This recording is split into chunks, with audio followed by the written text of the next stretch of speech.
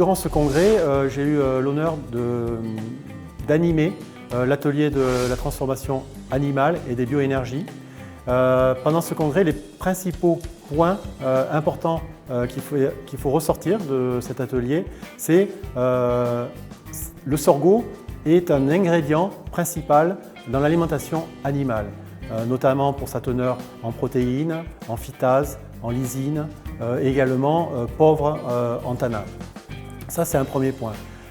Nous avons eu deux présentations sur l'alimentation porcine, une au niveau de l'expérimentation et une autre au niveau de l'industrie. Et on s'est aperçu que, en fait, au niveau de l'industrie, l'introduction du sorgho était beaucoup moins importante que les préconisations au niveau de l'expérimentation.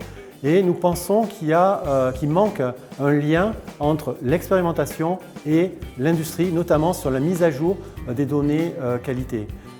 Nous avons aussi eu une présentation d'une entreprise russe qui produit 79 000 œufs par an, qui, elle, nous a expliqué qu'elle introduisait 7% de sorgho dans les rations. Par contre, le sorgho étant sans carotène, pour avoir un jaune d'œuf intense, c'est nécessaire d'introduire du carotène naturel.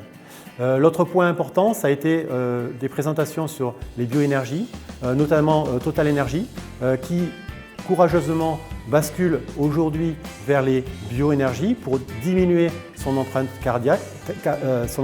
carbone. Et également, nous avons eu une présentation d'un Brésilien qui nous a parlé de la biomasse, mais également des bioéthanols. Voilà, c'est des points qui sont très importants parce que l'alimentation animale, c'est 60% de la consommation de céréales en Europe et les bioénergies, c'est 20%. C'est une opportunité pour le développement du sorgho en Europe. Le point marquant et le point le plus important, c'est de bien développer l'information entre l'industrie et les qualités réelles du sorgho. D'ailleurs, on a beaucoup parlé de la nécessité d'avoir un cours officiel du sorgho.